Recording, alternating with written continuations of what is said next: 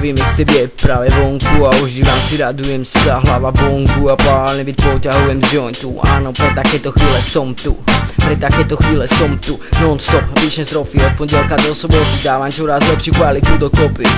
A je to vonku pre všetkých sprostých. Začal som robiť tie veci a pálim tie mosty. A motivácia čerpaná z dlhoročnej pomsty. Tí, čo sa mi smiali, tak dneska došli. A to, čo som si zaomenil, to som si aj dokázal. A veľakrát som mal na mále, život ma dosť potapal. Priznával, mnohokrát som popadal. Množí správny čas k danej veci, sám seba doťahal. Ako sa dalo, tak som si pomáhal. Nedal som si pokoj, text neustále k dokonalosti a dorábal. A môžeš ma ponížiť, no nezabúdaj, ja nie som povinný riešiť tvoje úbohé kokotiny. Musíš pochopiť, že čo je moje, není tvoje. Každopádne udržujem tie svoje postoje. V hlave stále viac svieti farba zelená. Smejem sa z každého tupého hejtera. Som v pohode, môj mixtape neprehrá. Ak vieš počuť, oceník, môj like ide pre teba.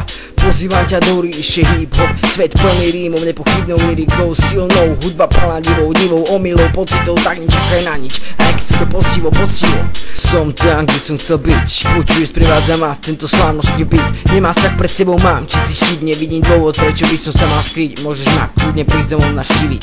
Prenesiem svoje pocity na zdar papiera a všetky horúce rímy pošlem späť do taniera. Pre niekoho nádhera, pre niekoho tragédia. Mám to v píči pre tých, čo to náhodou nevedia. Jedno slovo za druhým viem 100% zaradiť. Som tam, kde mám byť, niečo ako parazit. Hoci kedy môžeme a rýchlo preradiť. Som jeden z tých, čo chce niekam preraziť. Idem vpred, nezastavujem sa nad ničím. Každým dňom rýchlejší, nič iné nevidím. Keď chcem niečo spraviť, najprv si to premyslím. Nech zbytočne nemyslím a primitívne nezmyslím. 9 hodín ráno a v zamknutých izbe počúvam tie beaty a milujem tie chvíle.